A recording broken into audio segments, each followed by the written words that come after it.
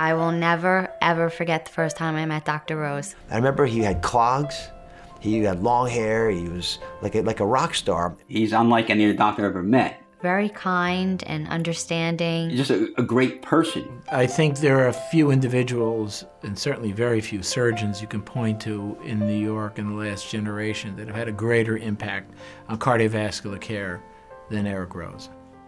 I was fairly healthy, as I thought, but one day, in the middle of the night, I just couldn't fall asleep. I had shortness of breath.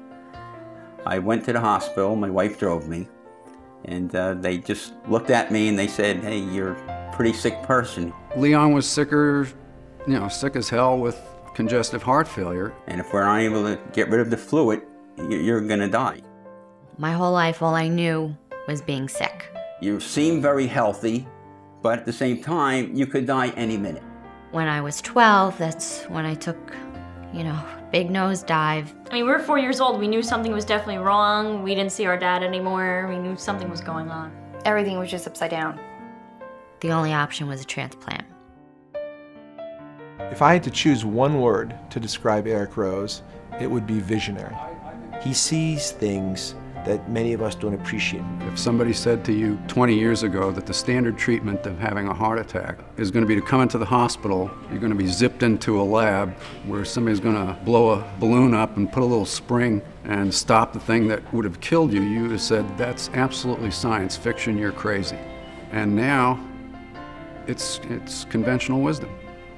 Eric has total confidence in moving from his earlier comfort zone to completely different areas in medicine and to excel with the same sense of curiosity, creativity, and innovation. I always knew that Eric would never be containable within a box called cardiac surgery. He's much more than that because he brings so much more to the table. Being a scientist, being a businessman, being an entrepreneur. He's somebody who is constantly examining what he's doing, questioning why he's doing it, and wondering how he can do it better. The best story I have is when my eldest daughter was then in about 5th grade and became friends with one of his sons. And she said, Dad, Zach's dad, Dr. Rose, he owns Columbia, which I thought was a pretty good summary. And I just was infatuated with the concept that I could actually be him one day. I could do that kind of surgery.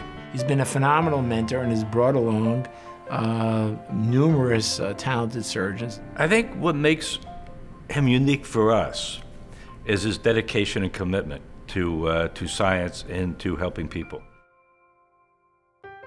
So I had the transplant. I had my transplant on February 27th, 1986. I was 12 years old. I felt like $1 million. I felt like I could lift up the world. I felt so great. And in comes Dr. Rose, just very nonchalant. He said, everything looks good. You look great. Now get better and go home.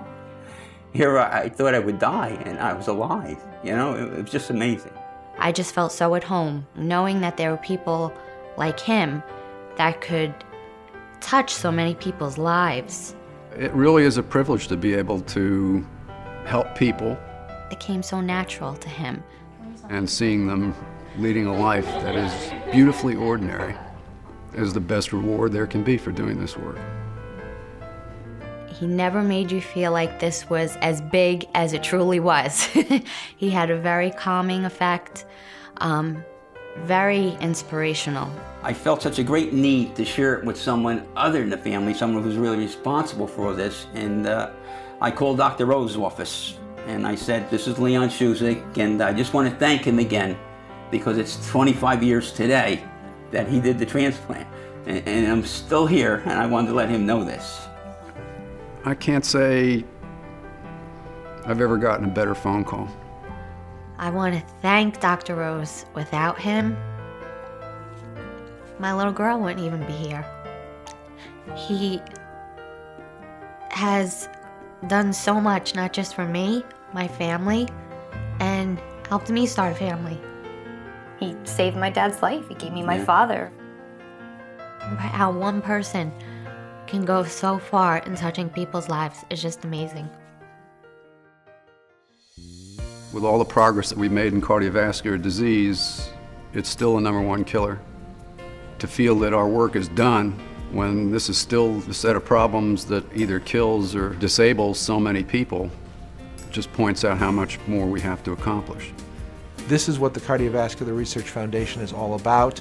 We're a dedicated group engaged on a daily basis in the fight against cardiovascular disease. CRF reflects something well beyond any of us as just a practicing physician. Through the development of lesser invasive therapies such that the cure is not worse than the disease. CRF is very uniquely positioned to keep contributing. For the millions of patients in the United States and around the world with heart disease.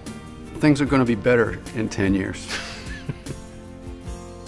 After I came home, my whole life was totally different. My family was everything.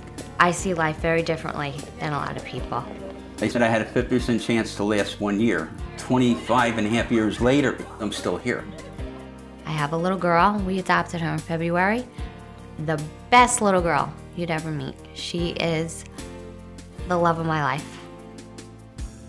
I really think it's Eric's humanity that more than anything separates him from many physicians. And I think that will be Eric's ultimate legacy, that he understood the deeper value of what it means to be a human being who happens to be a doctor. It's truly what he was meant to do, and he does it so well.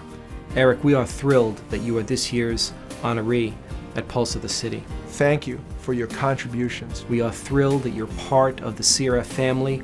I'm blessed that you're one of our friends. You've been so focused on moving ahead and getting it right that I don't think you've realized the dimensions of your impact on so many people. You were a pioneer in this field, and if it wasn't for you, I wouldn't be here. When my daughter will be old enough to say thank you, I know she will. Stay ahead of us. As long as you keep lighting the path, the rest of the world will catch up. He truly has a gift, and he better keep doing it. As long as I can think and have energy, I'll be involved in something that relates to care of patients and sharing of knowledge. I hope that this evening, which honors what has been one of the most remarkable careers in medicine, will bring you a sense of fulfillment and satisfaction.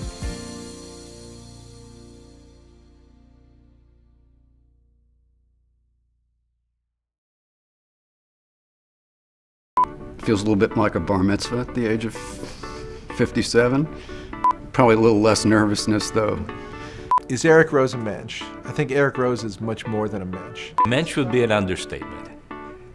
He's a mensch's mensch. If a mensch and a dreamer married, their firstborn would be Eric Rose.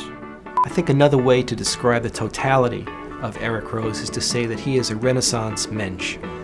Eric is definitely a mensch.